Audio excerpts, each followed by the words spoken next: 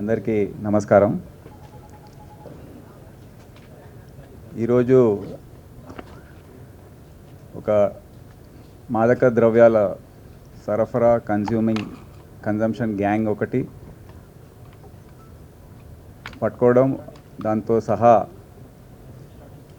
ఇప్పటివరకు మేము ఈ సంవత్సర కాలంలో ఎంతమంది పెడ్లర్స్, కన్జ్యూమర్స్, ట్రాన్స్పోర్టర్స్ ఎవరైతే ఉన్నారో వారిని అరెస్ట్ చేసి పంపిస్తున్నాము. కానీ అది సరిపోవట్లేదు. వాళ్ళ రీహాబిలిటేషన్ గురించి కూడా చర్యలు తీసుకోవాలని కొన్ని చర్యలు ప్రారంభించడం, ప్లస్ కొన్ని రోజుల క్రితం నుండి అంతర్జాతీయ విమానాశ్రయం ఏదైతే ఉందో ఎయిర్పోర్ట్లో పట్టుబడుతున్న భారీ ఎత్తున మాదక ద్రవ్యాలు, దానికి మరి లోకల్ పోలీస్ సమన్వయం, గ్యాప్స్ ఎక్కడ వస్తున్నాయి, ఈ కేసు ద్వారా నేను మీకు చెప్పదలుచుకున్నాను. ఈ కేసులో ఇప్పుడు ఈరోజున్న కేసు డిటెక్షన్లో దీంట్లో అబ్దుల్ ఆలం ఖాద్రీ ఏలియాస్ రషద్ ఇక్కడ బర్కత్పురాలో తాడ్బన్ ఏరియాలో నివసించే వ్యక్తి. ఇతను ముందు నుండి కూడా నేర ప్రవృత్తి ఉంది. ఇతనికి దుబాయ్ కరెన్సీ ఎక్స్చేంజ్లో నైపుణ్యం ఉంది. అది చేస్తూ డైరెక్టరేట్ ఆఫ్ రెవెన్యూ ఇంటెలిజెన్స్ వాళ్ళు ఇతన్ని పట్టుకున్నారు, అరెస్ట్ చేశారు. దాని తర్వాత బయటికి వచ్చిన తర్వాత గంజాయి సరఫరా చేయడం ప్రారంభించాడు. ఎందుకంటే జీవన ఉపాధి కోసం, ప్లస్ అతనికి విలాసవంతమైన జీవన శైలి ఉంది. దాంతో ఇతను ఈ బిజినెస్లో ఇదే కాకుండా బిస్కెట్స్ అమ్మే బిజినెస్ కూడా ప్రారంభించాడు. బిస్కెట్స్ లోకల్ ఏరియాలో అమ్ముతూ ముంబైలో కొన్ని కాంటాక్ట్స్ డెవలప్ అయ్యి అక్కడ బిస్కెట్స్ తీసుకెళ్ళి ట్రాన్స్పోర్ట్ చేసి అక్కడ అమ్మడం స్టార్ట్ చేశాడు. అయితే ముంబైకి చెందిన చాంద్, అతని అసలు పేరు షహజాదా సయ్యద్, ప్లంబర్గా పనిచేస్తాడు. అక్కడ వెల్ నోన్ డ్రగ్ పెడ్లర్ అతను. అయితే ధారావి ఏరియాలో నివసిస్తాడు. అతనితో ఇతనికి పరిచయాలు ఏర్పడ్డాయి. ఈ పరిచయాలు మెల్లమెల్లగా బిస్కెట్స్ అమ్మడంతో ప్రారంభించి అతను కూడా అక్కడ డ్రగ్స్ అమ్మడము, సరఫరా చేయడము, ఈ సంబంధాలతో ఇతను కూడా ఐడియా వచ్చింది, నేను కూడా గంజాయి తీసుకొచ్చి అమ్మితే నాకు కొద్దిగా లాభం వస్తుందని అతనితో ఒప్పందం చేసుకొని, నేను తీసుకొస్తాను, నువ్వు ఇక్కడ అమ్మిపెట్టు. హైదరాబాద్లో ఈ మధ్య కాలంలో గంజాయి పైన దాడులు బాగా జరుగుతున్నాయి ఈ చుట్టుపక్కల ప్రాంతంలో. తర్వాత దాన్ని బ్రౌన్ షుగర్ లేకపోతే హెరోయిన్ ఇస్తే బాగుంటుంది అని చెప్పడంతో వాళ్ళ రిలేషన్షిప్ ఏర్పడింది. ఈ నేపథ్యంలో ఇతనికి సప్లై కోసము కాసిం అనే వ్యక్తి, ఇతను ఒరిజినల్గా ప్రకాశం జిల్లాకు చెందినవాడు. ఇప్పుడు చిల్కానగర్, ఉప్పల్, మన రాచకొండ ప్రాంతంలో నివసిస్తాడు. ఇతను ముందు నుంచే ఒక డ్రగ్ పెడ్లర్, ముందు కూడా కేసెస్ ఉన్నాయి ఇతని పైన.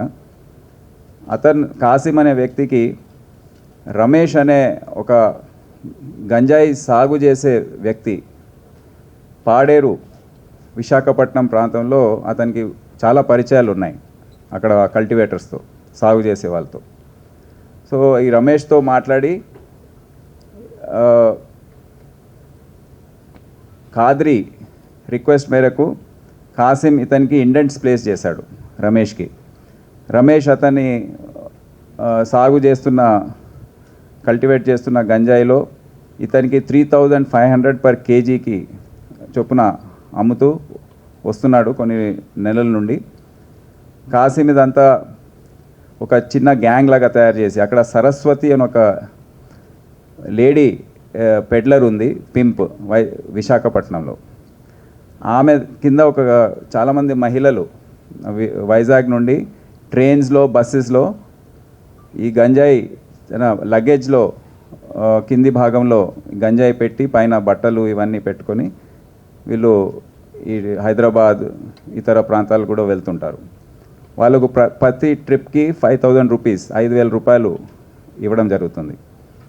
అయితే ఈ కేసులో సరస్వతితో సహా లలిత, లావణ్య, అప్పలమ్మ ఈ ముగ్గురిని ఇప్పటికే మేము అరెస్ట్ చేశాము.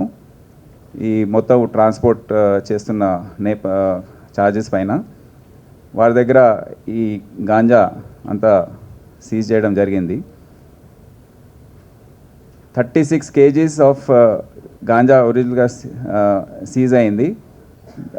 దాంట్లో దాని వర్త్ 4 lakh రూపీస్. అయితే ఇది ఒక భాగం ఈ ట్రాన్సాక్షన్లో. ఇంకో భాగం ఏంటంటే కాద్రికి చాంద్తో పరిచయాలు ఏర్పడిన తర్వాత ఆ చాంద్ అతను మహేష్ అనే ఒక వ్యక్తి, అతను ముంబైపురలో నలాస్పుర ఇన్ ముంబై అక్కడ నివసిస్తాడు. అతను మాకు దొరకలేదు, కానీ అతను చాలా ఇంపార్టెంట్ లింక్. ఎందుకంటే ఇంటర్నేషనల్ గ్యాంగ్కి సంబంధించిన నెట్వర్క్ ఏదైతే ఇప్పుడు మా ముందు వస్తుందో దాంట్లో ఈ మహేష్ ఎలియాస్ రయీస్ అనే వ్యక్తి చాలా ముఖ్యమైన వ్యక్తి.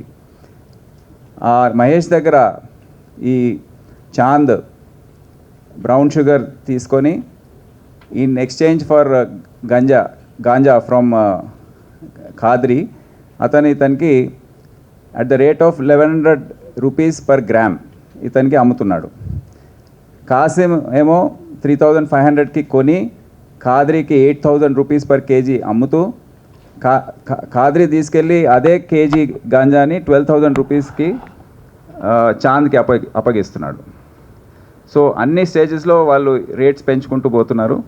12,000 రూపీస్ పర్ కేజీ గాంజా తీసుకొని 1 గ్రామ్కి 1,100 రూపీస్ చొప్పున అతను ఇతనికి సప్లై చేస్తున్నాడు.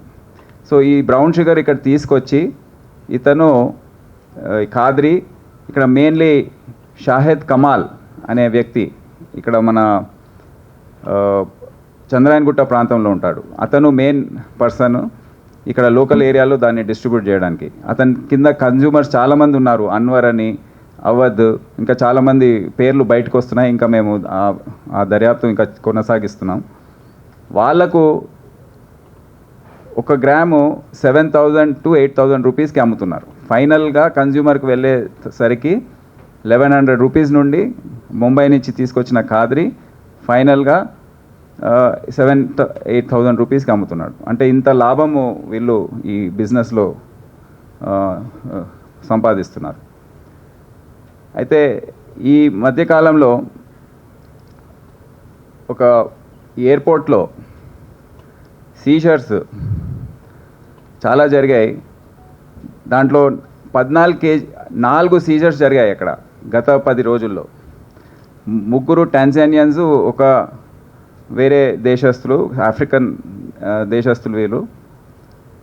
వీళ్ళు అందరు కూడా సౌత్ ఆఫ్రికా, జోహాన్స్బర్గ్, డర్బన్ అటువంటి ఎయిర్పోర్ట్స్ నుంచి బయలుదేరుతున్నారు. అక్కడ చేరుకొని ఇక్కడ మెయిన్ లోడింగ్ అక్కడే ఉన్నట్టు అనిపిస్తుంది.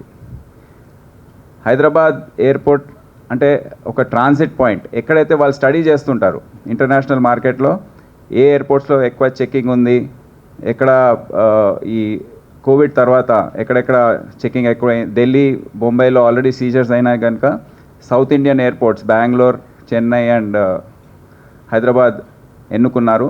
ఇప్పుడు హైదరాబాద్లో పట్టుబడింది కనుక వేరే ఎయిర్పోర్ట్స్ పోయే ఆస్కారం ఉంటుంది. 125 crore అంటే 125 కోట్ల విలువ గల 14 కేజీల హెరోయిన్ సీజ్ అయింది. మీరు పేపర్లో ఆల్రెడీ చదివి ఉంటారు. కడుపులో క్యాప్సూల్స్ మాదిరిగా, లేకపోతే బ్యాగ్స్లో కన్సీల్డ్ కంపార్ట్మెంట్స్లో ఇవన్నీ కూడా చేసి తీసుకొస్తున్నారు.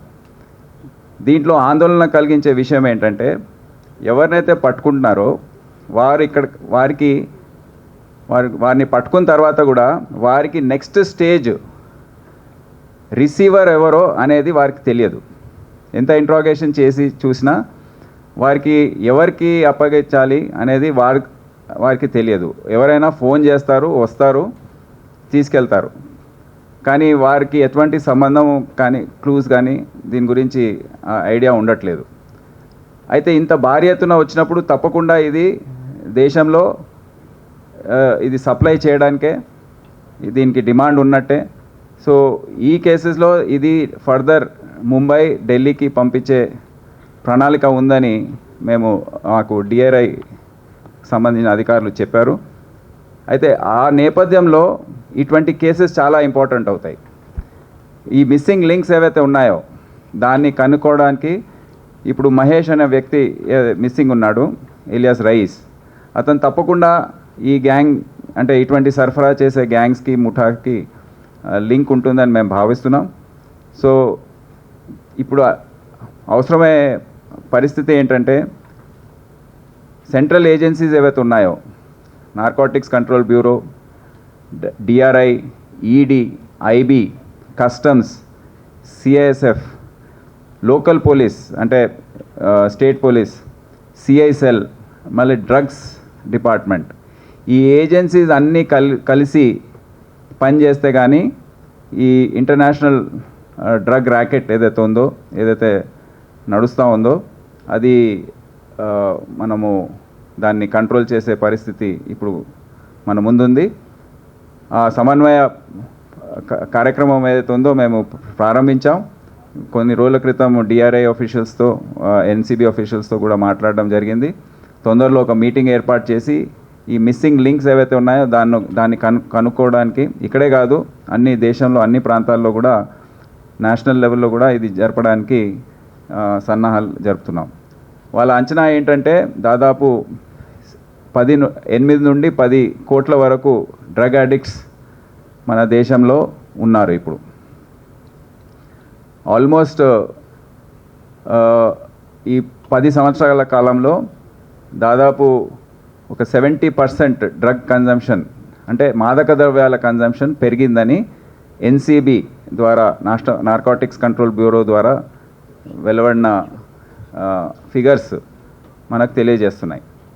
సో దీనిపైన దృష్టి పెట్టే అవసరం ఎంతైనా ఉంది. సమన్వయ కార్యక్రమం ఏదైతే ఉందో, ప్రాసెస్ ఏదైతే ఉందో, మీటింగ్స్ అవన్నీ కూడా ముందుకు మేము చేపట్టడానికి అన్ని సన్నాహాలు చేస్తున్నాం. అయితే ఈ మొత్తం కేసులో ఈ శ్రీనాథ్ రెడ్డి ఆధ్వర్యంలో, అఫ్కోర్స్ రాధాకిషన్ చక్రవర్తి వారి ఆధ్వర్యంలో ఈ కేసు డిటెక్ట్ చేయడం జరిగింది. కాలాపత్తర్ పిఎస్లో రిజిస్టర్ చేశాము. శ్రీనాథ్ రెడ్డి వాళ్ళ టీంని నేను అభినందిస్తున్నాను. ప్లస్ వచ్చే రోజుల్లో వాళ్ళకు దీనికి తగిన రివార్డ్స్ అనేది వాళ్ళకి ఇవ్వడం జరుగుతుంది. రెండో కార్యక్రమం ఏంటంటే రీహాబిలిటేషన్ అనేది చాలా ముఖ్యం. దాని గురించి నేను సంస్థలకు తగిన రిప్రజెంటేటివ్ నేను స్టేజ్ పైకి రావాలని కోరుతున్నాను.